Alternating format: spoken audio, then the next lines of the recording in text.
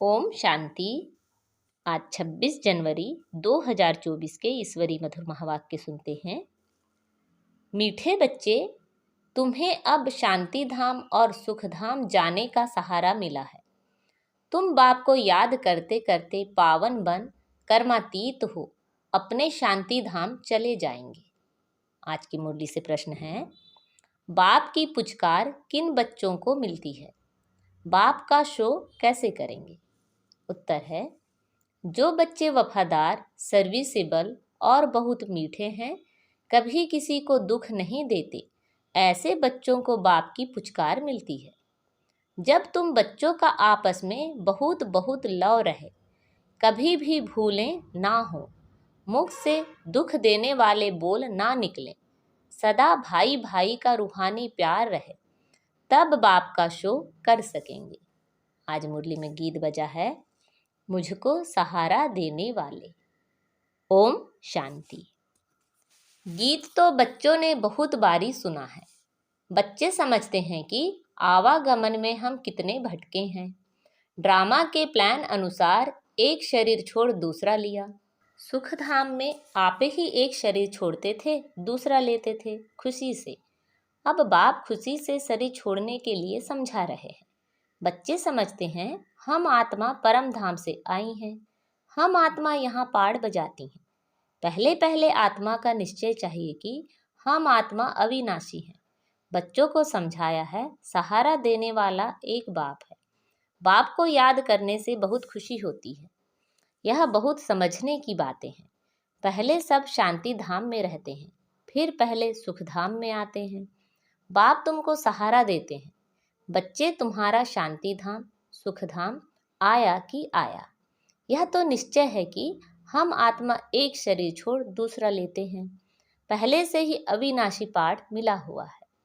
तुमको यह 84 जन्मों का पाठ बजाना है। बाप बच्चों से ही बात करते हैं, क्योंकि इन बातों को सिवाय तुम्हारे और कोई नहीं जानते। इस पुरुषोत्तम संगम युग पर ही पुरुषोत्तम बनने के लिए बाप रास्ता बताते हैं। आत्मा को कोई डर नहीं होना चाहिए। हम तो बहुत उच्च पद पाते हैं। तुम सभी जन्मों को जान गए हो, यह है अंतिम जन्म। आत्मा समझती है हमको सहारा मिला है शांति धाम सुख धाम में जाने के लिए, तो खुशी से जाना चाहिए। परंतु अभी यह ज्ञान मिला है कि आत्मा पतित है, आत्मा के पंख टूट गए हैं, माया पंख तोड़ देती है, इसलिए वापस जा नहीं सकते। पावन जरूर बनना है। वहाँ से नीचे तो आ गए, परंतु अब आप ही वापस जा नहीं सकते। सबको पाड़ बजाना ही है। तुमको भी ऐसे समझना है, हम बहुत उच्च कुल के हैं। अभी हमको फिर से उच्च डिनास्टी का राज्य भाग्य मिलता है। फिर हम इस शरीर को क्या करेंगे? हमको नया शरीर तो वहाँ मिलना है। ऐसे अपने से बातें करो। बाप ने अपना भी परिचय दिया है। रचना के आदि मध्य अंत का भी राज समझाते हैं कि आत्मा ही सतो प्रधान सतो रजो तमो में आती है। अब फिर आत्म अभिमानी बनना पड़े। आत्मा को ही पवित्र बनना है। बाप ने कहा है, बस मुझ एक को ही याद करो और कोई को भी याद ना करो। धन दौलत मकान बच्चों आदि में बुद्धि गई तो कर्मातीत अवस्था को पा नहीं सकेंगे। फिर पद कम हो जाएगा और फिर सजाएं भी खानी पड़े। अभी हम आत्मा लौटने वाली हैं, पावन बन लौटना है। बाप आए हैं पावन बनाने, तो हम खुशी से बाप को क्यों नहीं याद करेंगे, जो हमारे विकर्म विनाश हो जाएं। खुद याद करते होंगे तो दूसरों को भी कहने से तीर लगेगा। इसको विचार सागर मंथन कहा जाता है। सुबह को विचार सागर मंथन अच्छा होता है, क्योंकि बुद्धि अच्छी होती है, रिफ्रेश होते हैं, भक्ति भी उस समय होती है। गीत है, राम सुमिर प्रभात मोरे मन। भक्ति मार्ग में तो सिर्फ गाते थे। अभी बाप का डायरेक्शन है कि सवेरे सवेरे उठ मुझे याद करो। सतयुग में तो राम को सिमरते नहीं। यह सब ड्रामा बना हुआ है। बाप आकर ज्ञान और भक्ति का राज समझाते हैं। पहले तुम नहीं जानते थे, इसलिए पत्थर बुद्धि कहा जाता है। सतयुग में ऐसे नहीं कहेंगे, इस समय ही कहते हैं, ईश्वर तुम्हारी बुद्धि को अच्छा करे। यहाँ का गायन भक्ति मार्ग में चलता है। तो बाप बच्चों को बहुत प्यार से समझाते हैं कि बच्चे, तुम मुझ बेहद के बाप को भूल गए हो। तुमको आधा कल्प के लिए मैंने ही बेहद का वर्षा दिया था। तुमको बेहद का संन्यास मैंने ही कराया था। मैंने ही कहा था कि यह सारी पुरानी दुनिया कब्र दाखिल होनी है, जो खत्म होने वाली है। तुम उनको याद क्यों करते हो? मुझे तुम बुलाते ही हो कि बाबा हमको पतित दुनिया से छुड़ाए पावन दुनिया में ले चलो। पतित दुनिया में करोड़ों मनुष्य हैं, पावन दुनिया में बहुत थोड़े होते हैं। तो कालों के काल महाकाल को बुलाते हैं ना। भक्तों ने भगवान को बुलाया कि आकर भक्ति का फल दो। हमने बहुत धक्का खाया है, आधा कल्प की आदत पड़ी हुई है, तो उनको छोड़ने में मेहनत लगती है। यह भी ड्रामा में नूंद है। बच्चे नंबरवार पुरुषार्थ अनुसार अपनी कर्मातीत अवस्था को पाते हैं। कल्प पहले मौफिक, फिर विनाश हो जाएगा। अभी तो रहने की ही जगह नहीं है। अनाज नहीं, खाएं कहाँ से? अमेरिका में भी कहते हैं करोड़ों मनुष्य भूख में मरेंगे। यह नेचुरल कैलेमिटीज तो होनी ही है। लड़ाई लग जाए तो अनाज कहाँ से आएगा? लड़ाई भी बहुत भयानक होती है। जो भी सामान उनके पास तैयार है वह सब निकालेंगे। नेचुरल कैलेमिटीज भी मदद करेगी। उनके पहले कर्मातीत अवस्था को पाना है, सावरे से गोरा बनना है। काम चिता पर बैठ सावरे बन गए हो। अब बाप खूबसूरत बनाते हैं। आत्माओं के रहने का ठिकाना तो एक ही है ना। यहाँ आकर पार्ट बजाते हो, राम राज्य और रावण राज्य को क्रॉस करते हो। अब बाप ने बताया है पुरानी दुनिया का अंत है, मैं आता ही हूँ अंत में। जब बच्चे बुलाते हैं पुरानी दुनिया का विनाश जरूर होना है, गायन भी है मिरुआ मौत। लेकिन बाप की श्रीमत पर नहीं चलेंगे तो वह खुशी हो नहीं सकती। अब तुम बच्चे जानते हो हमको यह शरीर छोड़ अमरपुरी में जाना है। तुम्हारा नाम ही है शक्ति दल, शिव शक्तियाँ। फिर तुम प्रजापिता ब्रह्मा कुमार और कुमारियाँ हो। शिव के तो बच्चे हो, फिर भाई बहन बनते हो। प्रजापिता ब्रह्मा द्वारा ही रचना रची जाती है। ब्रह्मा को ग्रेट ग्रेट ग्रैंड फादर कहते हैं। तो बाप आत्माओं को बैठ समझाते हैं। आत्मा ही शरीर द्वारा सब कुछ करती है। आत्मा के शरीर को मारते हैं तो आत्मा कहेगी हमने इस शरीर से फलानी आत्मा के शरीर को मारा। बच्चे पत्रों में लिखते हैं हम आत्मा ने शरीर द्वारा यह भूल की। मेहनत है ना, इसमें विचार सागर मंथन करना है। मेल्स के लिए बहुत सहज है। मुंबई में सुबह को कितने घूमने फिरने जाते हैं। तुमको तो एकांत में विचार सागर मंथन करना पड़े। बाबा की महिमा करते रहो। बाबा कमाल है आपकी। देहधारी की महिमा नहीं गाई जाती है। विदेही ऊंचे ते ऊंचा भगवान है, वह कभी अपनी देह नहीं लेते। खुद ने बताया है कि मैं साधारण तन में प्रवेश करता हूँ। यह अपने जन्मों को नहीं जानते, तुम भी नहीं जानते थे। अब इसने मेरे द्वारा जाना है तो तुम भी जान गए हो। तो यह भी प्रैक्टिस है। बाप को याद करने से तुमको बहुत खुशी होगी। जब अपने को आत्मा निश्चय करेंगे तो आत्मा को ही देखते रहेंगे, फिर विकार की कोई बात उठ नहीं सकती। बाप कहते हैं अशरीरी भव, फिर क्रिमिनल ख्यालात उड़ते ही क्यों हैं? शरीर को देखने से गिर पड़ते हैं। देखना है आत्मा को।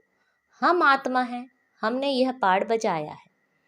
अब बाप ने कहा है अशरीरी भव, मुझे याद करो तो पाप कट जाएंगे और याद की यात्रा पर रहने से कमाई जमा होगी।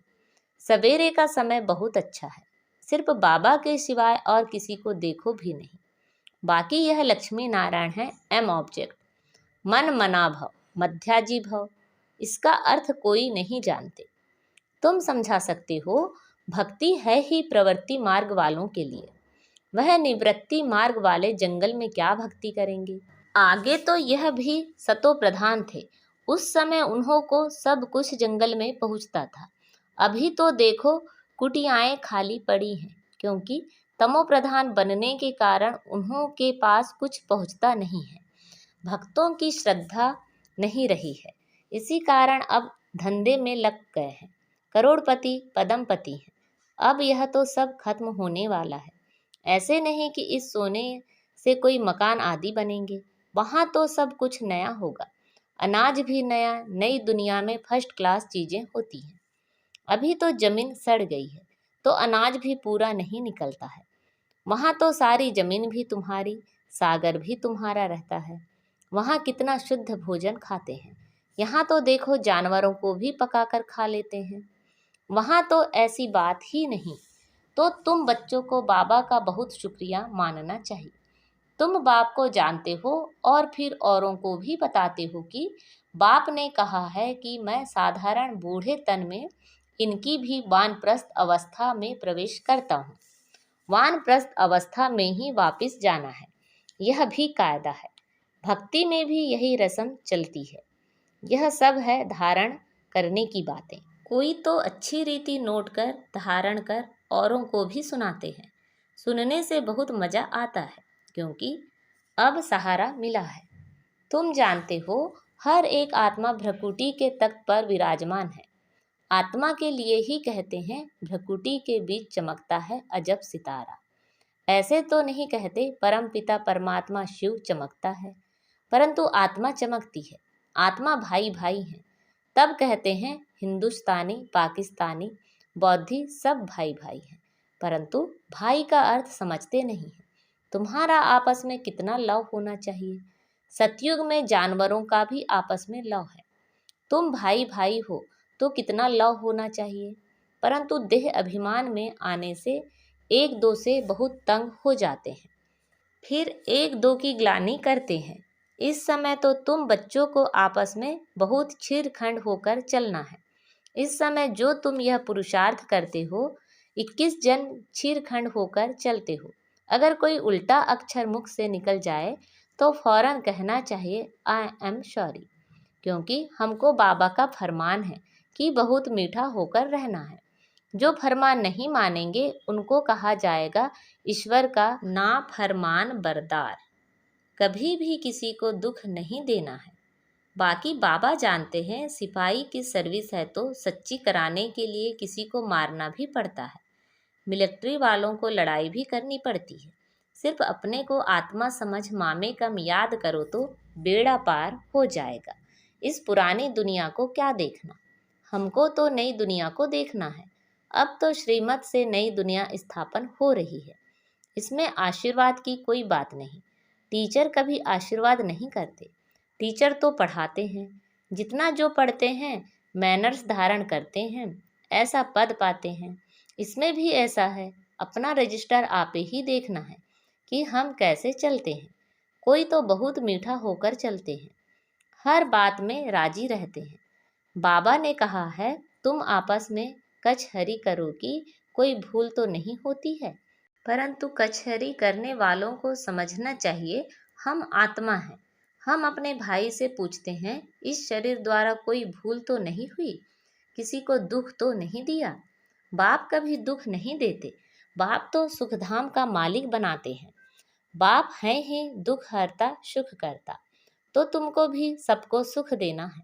उल्टा सुल्टा कभी भी बोलना नहीं है। कभी भी लॉ अपने हाथ में नहीं उठाना है। तुम्हारा काम है रिपोर्ट करना, बहुत मीठा बनना है। जितना मीठा बनेंगे उतना बाप का शो करेंगे। बाबा प्यार का सागर है। तुम भी प्यार से समझाएंगे तो तुम्हारी विजय होगी। बाप कहते हैं मेरे लाडले बच्चे, कभी किसी को दुख नहीं देना। ऐसा बहुत है जो उल्टी सुल्टी भूलें करते हैं।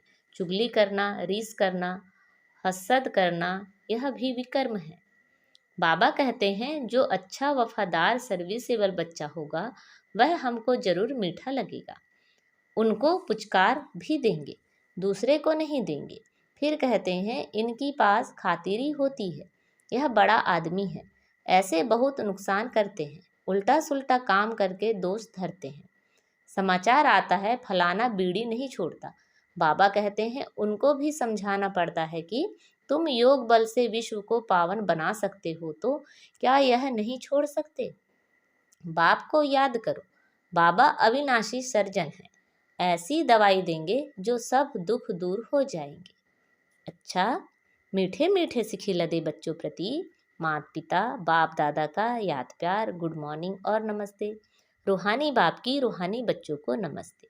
हम सब रूहानी बच्चों की रूहानी माता पिता बाप दादा को याद प्यार गुड मॉर्निंग और नमस्ते। आज की मुरली से धारणा के लिए मुख्य सार हैं।